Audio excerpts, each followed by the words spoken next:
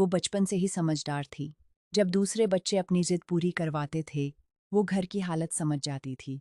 जब उसकी कोई इच्छा पूरी नहीं होती थी, तो वो कह देती थी, कोई बात नहीं। धीरे धीरे सबको उसकी यही आदत पसंद आने लगी। घर में कोई परेशानी हो, तो वो समझौता कर लेती। किसी को कुछ चाहिए हो, तो वो पीछे हट जाती। सब कहते थे, ये लड़की बहुत समझदार है। वक्त बीतता गया। पढ़ाई में भी उसने वही चुना जो घर वालों को ठीक लगा। कई सपने थे उसके, लेकिन उसने कभी जोर नहीं दिया।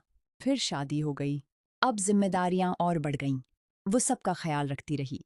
लेकिन एक दिन अलमारी साफ करते हुए उसे अपनी पुरानी डायरी मिली। उसमें उसके सपने लिखे थे। उसे याद ही नहीं था कि कभी उसकी भी कुछ ख्वाहिशें थीं। उस दिन पहली बार उसे एहसास हुआ, समझदार बनने में कोई बुराई नहीं थी, लेकिन उसने समझदार बनते बनते खुद को कहीं पीछे छोड़ दिया था। और शायद सबसे बड़ा समझौता उसने दुनिया से नहीं, खुद से किया था।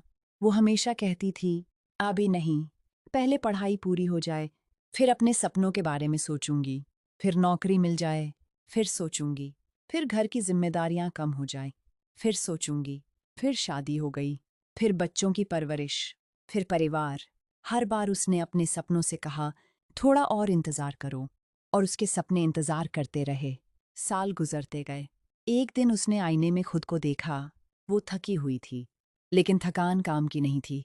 थकान उस इंतजार की थी जो उसने खुद को करवाया था। उस दिन उसे एहसास हुआ, जिंदगी में सबसे ज्यादा सपने नाकामयाबी से नहीं मरते, वो एक दिन से मरते हैं।